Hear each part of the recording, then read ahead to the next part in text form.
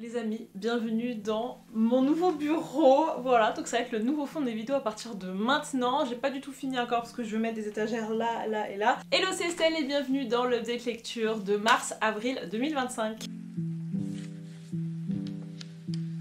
J'ai lu une dizaine de livres. Je ne vais pas inclure dans cette update lecture mon avis sur ces 3 tomes 2 de Romantasy parce que j'en ai déjà beaucoup parlé dans ce vlog de lecture là. Je mets une dans mon petit carnet et c'est parti. Je vais commencer par vous parler du tome 2 des Enchantresses de Sophie et Gliokas. Les Enchantresses, c'est une quatuorlogie, c'est de la jeunesse, c'est du fantastique. C'est Clara qui me l'a chaudement recommandé et je la lis très tranquillement. Je me fais un tome tous les 3-4 mois et je dois vous avouer que j'adore, je suis vraiment à fond. Depuis que j'ai 15 ans, je lis absolument plus de jeunesse. Et c'est vrai que de me replonger là-dedans, ça m'ouvre tellement de champs de possibilités. En fait, c'est un peu comme si la jeunesse pour moi c'était un genre qui vraiment était révolu, où je peux plus y retourner. Autant il y en a qui disent ça du young adulte, et moi c'est pas mon cas parce que j'adore ce genre et j'y retourne, y a pas de souci. Mais autant la jeunesse, j'y retourne pas du tout. Je devrais parce que qu'est-ce que je me régale. Franchement, c'est comme si ça a soigné un petit peu mon enfant intérieur parce que je sais que j'aurais adoré lire ce truc quand j'avais 13-14 ans. Ensuite, l'histoire de 3 enchantresses, Bleuhen, Lizig et Flora. Tu vas les suivre durant toutes leurs années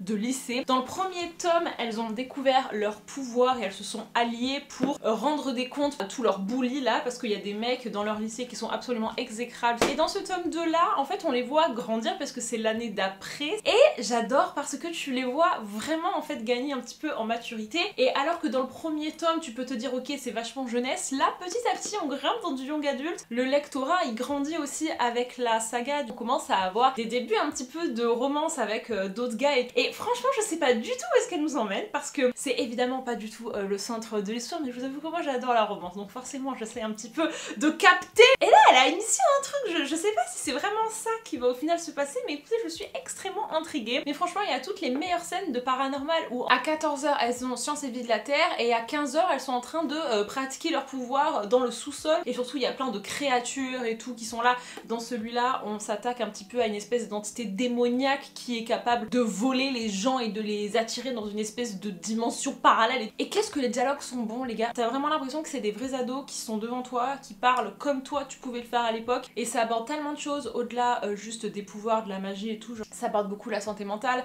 Nos 3 petites enchantresses, elles ont chacune leur problématique familiale. Donc voilà, c'est pas que fantastique, c'est aussi très très humain et j'apprécie énormément ça. Faut que je lise le tome 3. Genre, en fait, je pense que je vais m'acheter tome 3, 4 et je vais les enchaîner. Comme ça, au moins, je ne serai absolument pas frustrée.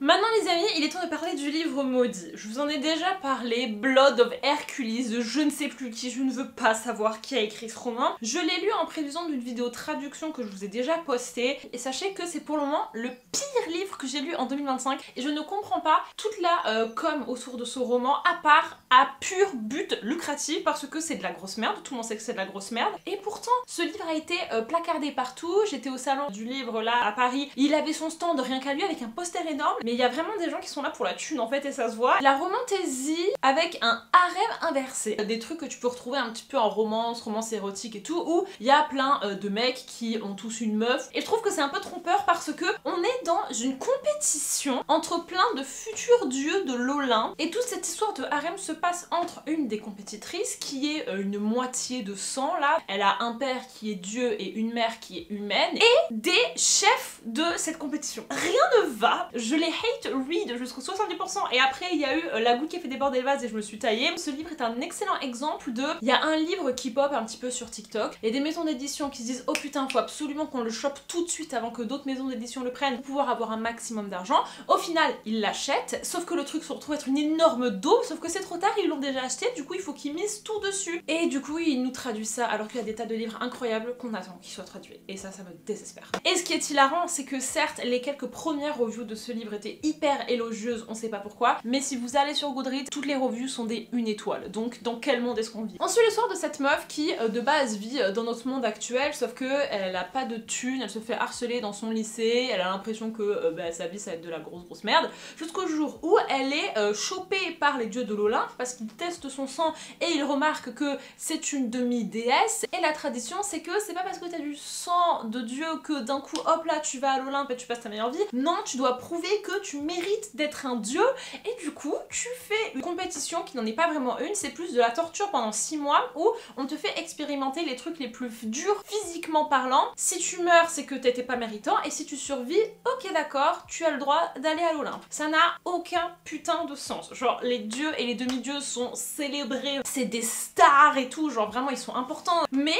on fait quand même un truc dans lequel 90% meurent. Je ne comprends pas, on est dans le même délire de Powerless où tu fais une compétition avec les gens qui ont des pouvoirs alors qu'on crache sur les humains. Pourquoi est-ce que c'est pas les humains qui font la compétition, et du coup tous les dieux et les déesses ils se moquent d'eux pour l'animation. Bug numéro 2, notre madame elle va avoir des mentors. Alors pas du tout, c'était juste histoire de foutre Hercule et Patrocle dans ce livre parce que ses mentors n'en sont pas du tout, à part être deux mecs un peu bizarres qui ne lui donnent aucun conseil, qui couchent ensemble devant elle, qui n'en ont rien à foutre et qui la traitent comme de la merde. Ces mecs ne servaient strictement à rien. Et ensuite la meuf entre dans la compétition, et donc il faut passer 3 mois sans manger, parce que les dieux peuvent tenir normalement 3 mois sans manger, sans boire et sans dormir. Et qu'est-ce que tu fais en attendant? Tu fais des cours, donc il y a des gens qui viennent un par un pour faire des cours à des déchets, parce que tous les gens sont comme ça, parce qu'évidemment ils sont éclatés, ils n'ont pas bu, ils n'ont pas mangé, donc voilà quoi. Mais ils leur font quand même des cours, et ensuite ils leur font des évaluations, et s'ils n'ont pas une bonne note à leurs évaluations, ils courent un triathlon. Parce que alors quoi, je ne sais pas,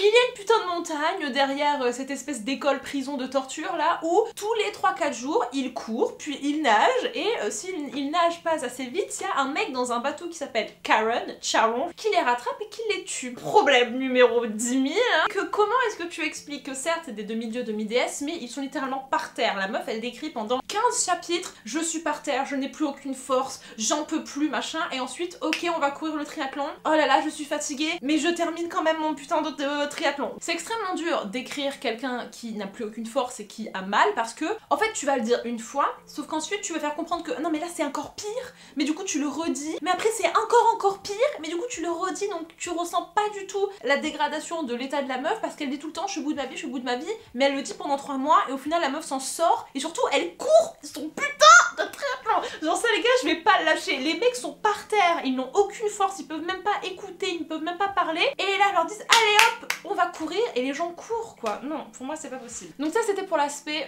de la compétition. Maintenant le truc qui a vraiment fait que j'ai dit ok stop j'arrête tout de suite, c'est relation romantique avec plusieurs mecs qui tournaient pour moi au viol, dans certains cas aux agressions, et il y a des comportements extrêmement toxiques et abusifs. On commence par le responsable de la compétition qui s'appelle Augustus, qui lui dès le début voit la meuf, et il faut savoir que c'est la seule meuf de la compétition, parce que normalement c'est interdit aux meufs, mais elle on l'a fait quand même faire.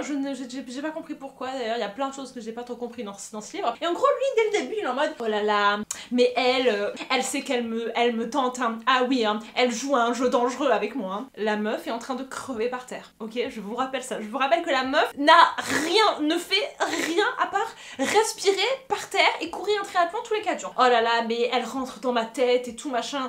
Oh là là, mais elle sait pas ce qui l'attend à la fin de la compétition, hein. Est-ce qu'une seule fois il s'est demandé si jamais peut-être la meuf c'était aussi ce qu'elle voulait en retour? Non! Ensuite, le mec dans son bateau, vous vous rappelez putain de Charon là? Et ben lui c'était encore pire, parce que lui il y allait genre physique quoi. En gros de temps en temps il était là et il a chopé par le cou et il l'étranglait, et il lui disait t'as vraiment pas intérêt à mourir hein, parce que si tu meurs, attention hein, attention à toi hein. Elle donne tout pour survivre, et il y a un mec qui la menace, surtout ne meurs pas hein. Menace zéro, genre on est bien d'accord à quelle, enfin cette menace est complètement conne. Et lui pareil, il est en mode oulala, mais en fait elle est très dangereuse, elle me titille, ah mais oui ça se voit dans son petit regard de rien du tout, la meuf est en train de crever par terre. Ce qui se passe c'est que tu apprends qu'en fait ces deux mecs souvent couchent avec une meuf ensemble, genre ils font des plans à 3, et à un moment donné ils se parlent tous les deux, et c'est là où je me suis arrêtée, ils disent on va s'organiser ça hein, ouais on va s'organiser ça, ouais elle sait pas encore mais allez au revoir, je me taille. Donc pour moi c'est pas trop la définition du reverse harem en fait, c'est plus la définition de on va en fait littéralement abuser d'une meuf qui est en train de mourir parce qu'elle ne mange pas, elle ne boit pas et elle court des triathlons depuis 3 mois et demi. Donc voilà, je ne comprends pas quel était l'intérêt de ce livre. Il y en a qui disent que c'était parodique en fait. Pourquoi pas, mais si c'est parodique il faut pousser un peu plus le truc. Alors certes le dialogue interne de la meuf c'était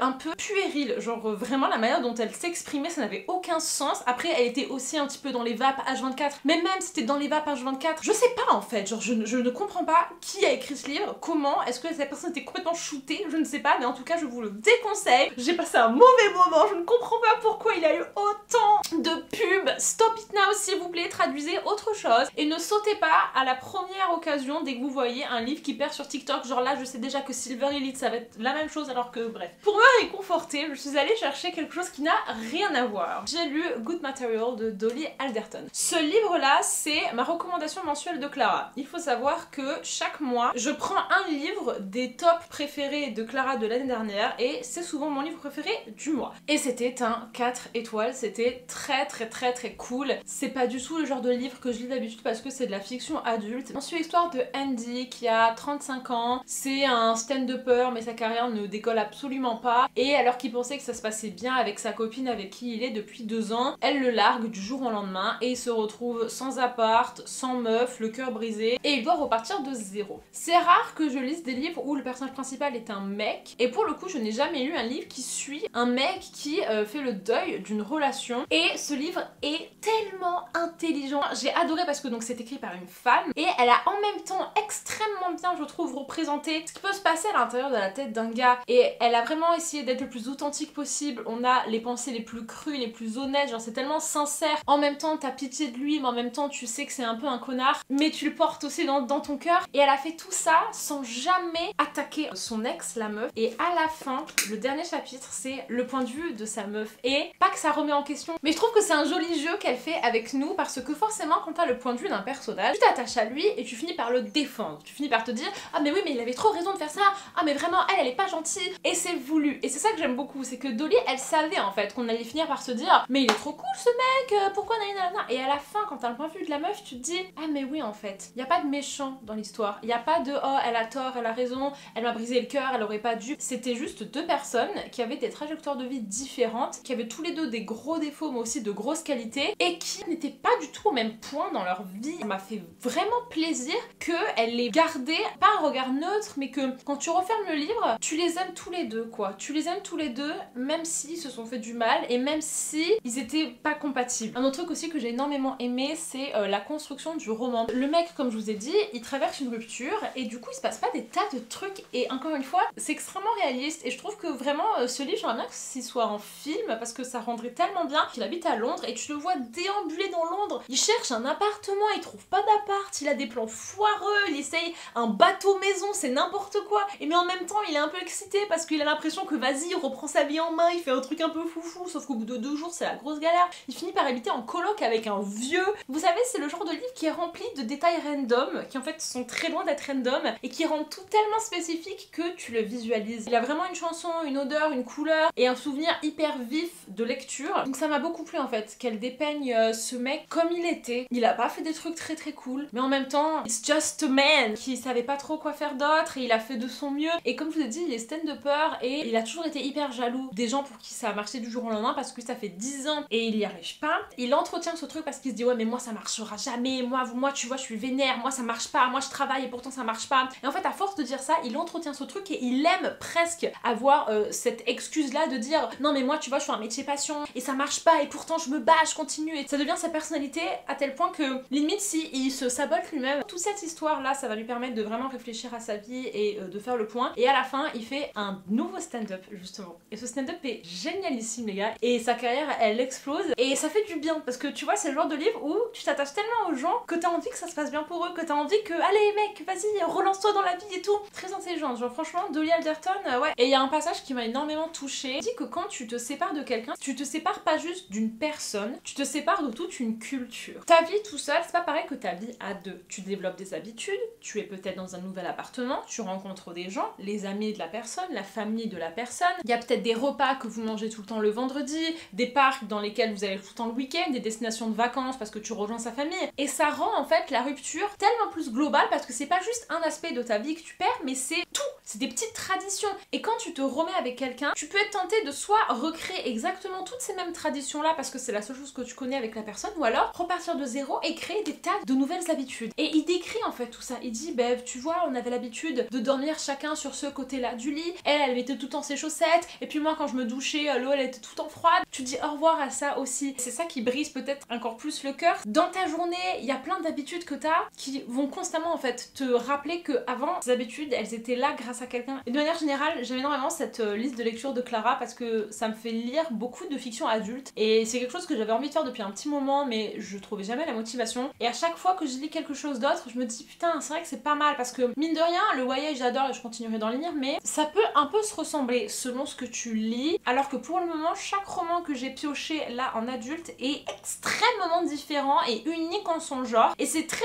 rafraîchissant donc j'élargis mes horizons de lecture, ça me fait extrêmement plaisir. Les amis, ensuite je suis allée voir un autre roman que de base je ne serais pas allée dans ce domaine là de la romantasy mais il allait être traduit et il est assez populaire et moi les gars je suis un peu dans le faux mot donc je voulais le lire pour vous en parler. Il s'agit de Throne of the Fallen de Kerry Maniscalco qui est le spin-off d'un autre livre de Kerry Maniscalco où en gros tu suis les princes de l'enfer qui sont colère, il y a envy, il y a luxure, enfin voilà quoi. Et là tu suis envy, donc jalousie. On est dans un univers un peu londonien dans les années 1900 et tout donc c'est sympa, ça fait un peu Bridgerton, les petites robes, les chaperones. En gros t'as un espèce d'univers parallèle où c'est un peu l'enfer quoi, où t'as notamment les démons, les princes de l'enfer. Et encore une fois il y a une espèce de compétition, sauf que plus précisément c'est un jeu de pistes. Je vous avoue qu'encore une fois c'est un petit peu flou dans ma tête quel est véritablement l'enjeu de ce jeu de pistes, qui peut participer. Envy y participe et il me semble bien que si tu gagnes tu deviens le prochain prince des enfers mais je suis pas certaine de cette information. Son premier indice c'est le nom d'une meuf et cette meuf c'est une petite humaine qui est peintre dans Londres et qui cache certains secrets. Sa famille a toujours été au courant qu'il y avait ce monde parallèle avec les démons mais son père l'avait énormément mis en garde disant attention ma fille, tu fais gaffe, tu te mêles pas à ce genre de choses parce que c'est un petit peu chelou et on veut pas que tu te mettes en danger. Le truc avec ce jeu de pistes c'est que ça compte pas si jamais tu forces la personne. T'es obligé si jamais t'as besoin d'un indice ou d'une information, la personne te le donne naturellement et surtout tu peux pas te prendre plus de 3 refus. Je trouve ça un petit peu drôle. Et pour faire son indice, il faut que cette meuf peigne quelque chose et pas n'importe quoi, le trône des enfers. Et il va la voir et au début il lui demande un peu de but en blanc, bonjour madame, peignez-moi le trône des enfers. Elle lui dit oulala, mon père il m'a dit qu'il fallait surtout pas que je fasse ça donc non je ne le fais pas. Elle lui fait un gros toast. Et le mec il est un petit peu surpris, du coup il se dit là j'ai plus que 2 chances, du coup faut pas que je me rate. Je vais essayer un petit peu de la charmer pour qu'elle me dise oui et ça marche un peu trop bien. Et à partir de là va naître une relation un peu insta-love où tous les deux ils vont être dans une tension les gars qui était assez cool. Je vous avoue que franchement ce livre est en même temps pas du tout mémorable mais en même temps c'était assez fun, ça se lisait bien, c'était un peu drôle et vous voyez quand on parle de romantasy un peu parodie, je trouve que ce livre là s'y colle vachement plus parce qu'en fait il n'y avait rien de dangereux dans ce livre et il y avait des fois des répliques un peu abusées mais tout restait dans les limites de voilà quoi et surtout c'était un peu mimes même de temps en temps. Et en gros la meuf finit par rentrer 100% dans le jeu de piste, elle est tout autant impliquée que lui, elle résout les énigmes avec lui, elle se retrouve à être emportée dans les enfers machin. C'est une lecture un peu sans prise de tête, vous voyez, genre tous les deux là ils étaient là et tout à se draguer mais ouvertement. Je le note souvent quand il y a de la drague qui est cool dans un roman parce que ça me plaît. Moi j'en ai marre que les gens maintenant ils se draguent plus, que c'est enemies to lovers, qui sont méchants. Moi j'aime bien quand les gens ils se draguent en fait, moi j'aime bien quand ils se tournent autour là, quand ils se font un petit peu marronner l'un l'autre. Et ben là c'est exactement ce qui se passe. Il est traduit par De Saxus et je pense que ça va sortir fin juin les amis. Nous allons arriver à pour le moment je pense ma plus grosse déception de 2025. C'est très triste les amis. When the World Tips Over de Jandy Nelson. Ce livre a fait l'objet d'une vidéo en entier, un vlog que je vous ai posté fin avril dans lequel je lis ce livre. Je suis incapable de mettre de côté le souvenir du livre d'avant mais après je dois quand même rajouter que objectivement parlant je pense que ce livre n'est pas aussi bien. Si vraiment on me demande d'analyser les personnages, la construction de l'intrigue et tout, il y a plein de choses qui pour moi ont été mal exécutées. Donc c'est pas juste oh là là j'ai fait de la comparaison, j'ai surhypé ce livre et tout. Non, il y a des choses vraiment concrètes que je peux vous dire qui expliquent pourquoi j'ai pas aimé. Jandy Nelson c'est celle qui a écrit I'll Give You the Sun qui est sorti en 2015 et donc 10 ans plus tard elle nous sort un prochain livre. Évidemment 10 ans pour écrire un roman, je ne peux que être hypée, en plus c'est mon autrice préférée de tous les temps. La barre était tellement haute les gars et j'ai même pas essayé de me déhyper ou de me dire vas-y tranquillement parce que non, c'est pas possible donc j'ai pas lutté, je me suis lancée là-dedans en mode frérot, j'attends de toi que tu bouleverses ma vie, que tu retournes ma vie et il ne l'a pas fait, c'est pas grave. Déjà j'ai eu un livre préféré de cette meuf, c'est suffisant. C'est une ville qui est un petit peu magique, c'est-à-dire que de temps en temps elle disparaît de la carte, quand il y a du brouillard tu peux passer à travers, donc il y a un petit peu d'éléments de réalisme magique dans cette histoire voir si jamais c'est quelque chose qui vous plaît. Et on suit une famille qui va pas très bien. En gros, on a 3 frères et sœurs, la petite sœur Dizzy qui a 12 ans, qui a une imagination explosive. Ensuite on a Miles qui est celui du milieu, qui a 15 ans, qui est vraiment le mec parfait, le garçon qui a les meilleures notes, qui ne bronche pas,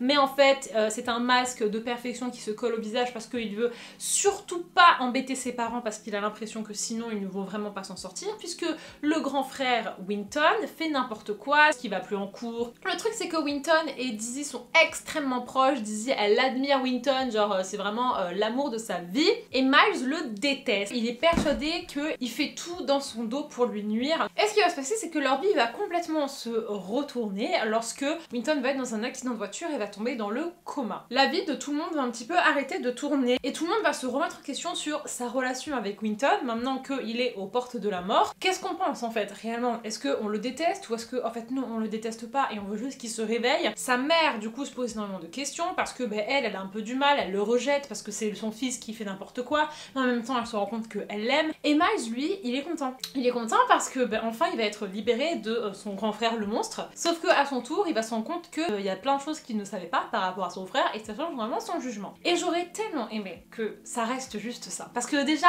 les gars, rien que ça, il y a tellement de choses à dire. La relation Winton-Dizzy, l'admiration un petit peu mal placée, Miles-Winton, la protection du grand frère qui est hyper maladroit et il sait pas comment s'y prendre parce que ils se comprennent pas avec son petit frère, la mère qui sait pas en fait comment non plus dire à ses enfants qu'elle les aime parce que elle est toujours le cœur brisé parce qu'en gros leur père les a abandonnés à la naissance, sauf qu'en fait il y a une explication qu'elle leur a jamais donnée, donc il y a des secrets de famille qui explosent. Il y a tellement de choses à faire rien qu'avec ça. Ce qui m'a frustrée c'est quand elle nous a ajouté un 4e point de vue qui est une meuf qui s'appelle Cassidy. Elle va rentrer dans la vie des 3 frères et sœurs à des moments différents, un peu comme par magie. Elle va résoudre plein de trucs, elle va leur expliquer plein de trucs et elle va agir un petit peu comme un ange qui fait qu'ils vont tous se pardonner. Et même si j'ai beaucoup aimé ces flashbacks, parce qu'en gros cette meuf, sa backstory c'est que elle vivait avec sa mère dans un van parce que sa mère elle avait pas beaucoup de sous et du coup elles allaient de ville en ville et sa mère faisait que de lui répéter on s'arrêtera quand on aura trouvé notre ville parfaite. Sauf que en fait ça a duré 15 ans quoi, et du coup la fille elle n'a jamais connu la stabilité, elle a toujours vécu dans ce van. Elle emprisonnait sa fille dans ce concept là de liberté qui n'en était pas un, parce que dès que sa fille disait qu'elle voulait peut-être rester quelque part, sa mère lui tombait dessus en lui disant mais non mais t'as rien compris, nous on veut être libre, tu veux pas être libre toi?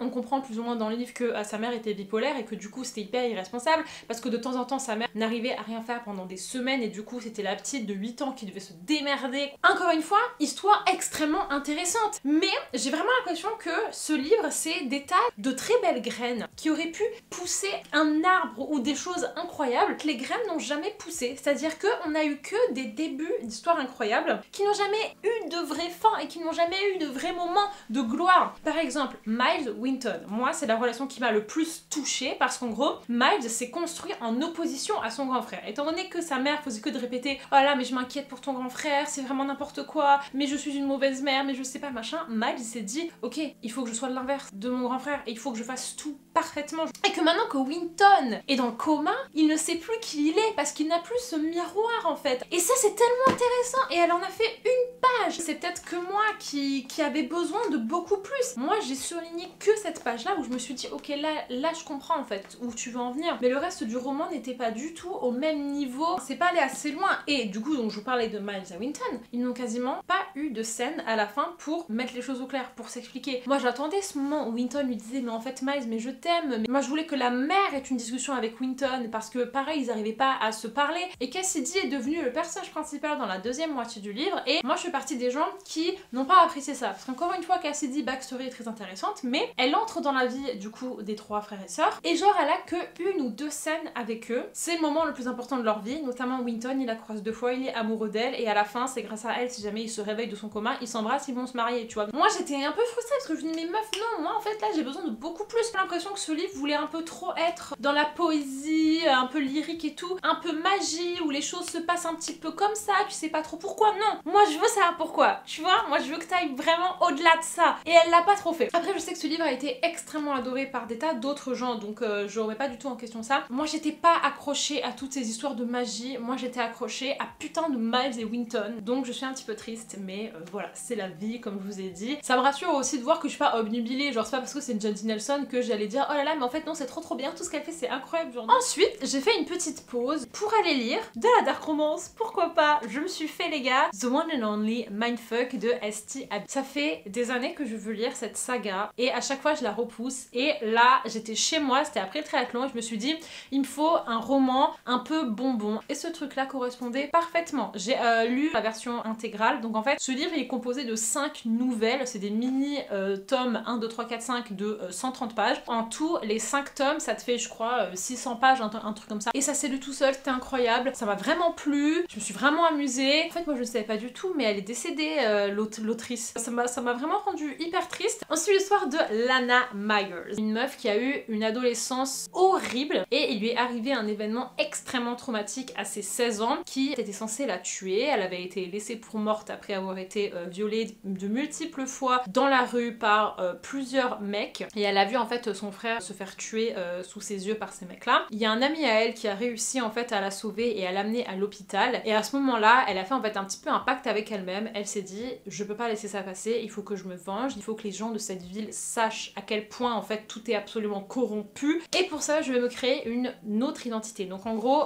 pour reconstruire son visage parce qu'elle avait le visage complètement déchiré, déformé, cassé dans tous les sens, elle a fait pas mal de chirurgie pour se remettre sur pied et elle a trouvé un nouveau prénom qui s'appelle Lana Myers. Elle fait une liste de tous ces mecs là et un par un elle veut se venger en les torturant et en les tuant. Donc voilà, vraiment ce livre c'est I support women's wrongs. Ça travaille un petit peu ton sens de la morale parce que en fait toi t'as des flashbacks de ce qui s'est passé, tu soutiens en fait. Et ce qui est super intéressant c'est qu'en gros bah forcément elle va être suivie par le FBI qui veut traquer en fait qui fait tous ces putains de meurtres et Lana va se retrouver à dater le mec du FBI qui enquête sur ces meurtres. Donc c'est super sympa, on les voit jouer ce jeu de double identité tous les deux, t'es là, tu stresses parce que elle à 14h elle est en train d'égorger un mec et à 14h30 elle est dans le lit avec son mec du FBI, il faut qu'elle fasse vraiment gaffe à s'être très bien nettoyée. C'est ça en fait que j'aime parfois avec la dark romance, c'est que quand c'est le contexte qui est dark, tu peux avoir vraiment des relations qui sont hyper belles, intenses parce que comme ils ont des vies extrêmement compliquées, leur relation c'est un petit peu leur exutoire et c'est des gens qui vont pas bien hein, mine de rien et tous les deux ils vont réussir vraiment à se tirer vers le haut. J'ai bien aimé ce coup, même si monsieur à la fin il a fait un gros fuck up, mais sur tout le reste des 5 tomes là franchement je l'ai trouvé trop mignon. Et en fait ça questionne ce que c'est que être psychopathe parce qu'en fait Lana elle a vraiment sa petite liste, elle dit et elle répète moi quand j'ai terminé ma liste j'arrête, je redeviens une meuf normale, je suis pas une psychopathe qui tue des gens n'importe comment, genre non, moi juste je me venge de mes agresseurs, ça s'arrête là. Et en fait le FBI il veut pas croire ça parce qu'il dit non, une personne qui torture quelqu'un comme ça c'est quelqu'un qui est psychopathe et c'est quelqu'un qui est dangereux et qui va pas s'arrêter là. Et c'est intéressant à voir comment en fait Lana au fur et à mesure que ça progresse elle voit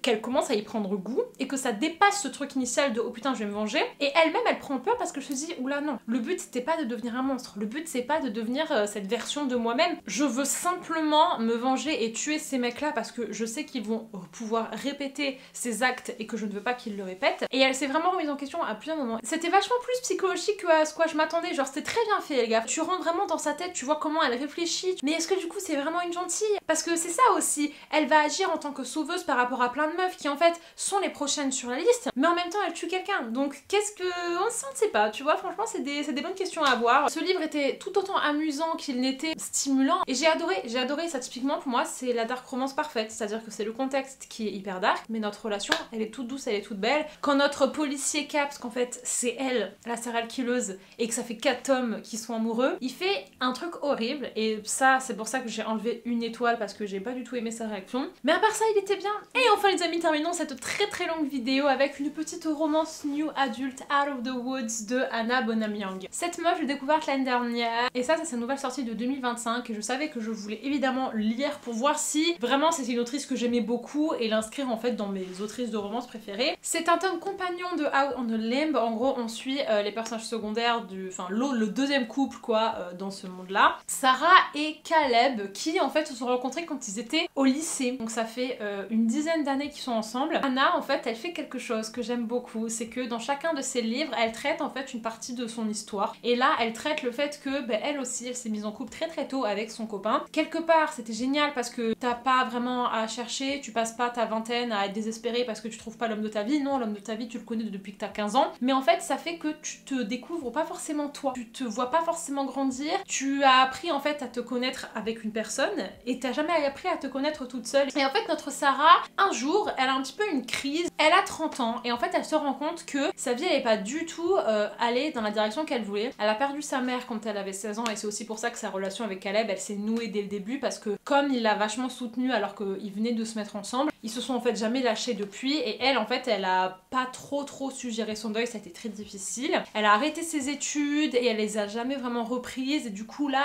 elle voudrait en fait essayer de faire un truc de sa vie mais elle sait pas trop quoi faire, elle se sent comme une grosse merde, et tout ça impacte sa relation avec Caleb. Et en gros ils ont une énorme engueulade et ils sont à deux doigts de se dire mais en fait est-ce qu'on va pas se séparer? On était censé être le couple qui n'allait jamais se séparer et au final peut-être qu'on va se séparer. C'est une des premières romances que je lis où t'es dans un couple établi, et ça c'est très cool parce que moi j'aime bien aussi voir comment les couples traversent les épreuves, et franchement ça aurait pu être très haut dans mon estime, ça aurait pu vraiment me parler, parce que c'est un petit peu ce que j'essaye de faire avec mon livre actuellement, mais c'est resté hyper mignon, hyper doudou, hyper pas bisounours mais un peu, et en fait je crois que c'est un peu le style de Hannah, c'est-à-dire qu'elle fait vraiment des histoires pour nous rassurer, pour nous faire chaud au cœur. Donc les personnages, certes au début ça va pas trop, mais rapidement tout se résout, ils s'expliquent, ils se font des excuses en or, ils sont incroyables l'un avec l'autre, ce qui fait que à la fin t'as un petit peu ce sentiment de ah mais en fait ça va, enfin genre c'était facile, tu vois. En même temps c'est très bien parce que comme je vous ai dit ça rassure, ça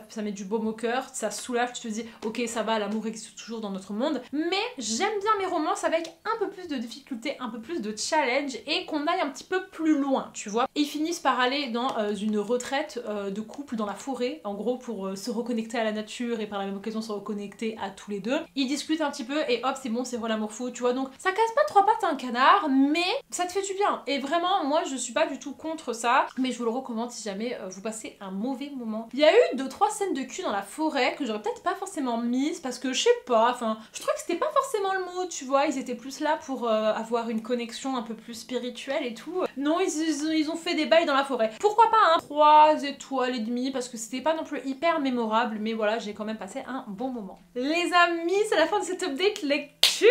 J'espère que ça vous a plu. Si jamais vous avez lu certains Céline, n'hésitez pas à me dire ce que vous en avez pensé en commentaire, comme ça on peut débattre. Et si jamais je vous ai donné envie de lire certains, n'hésitez pas à me le dire aussi. Je vous fais des gros bisous et je vous dis à plus tard dans une prochaine vidéo. Bye bye.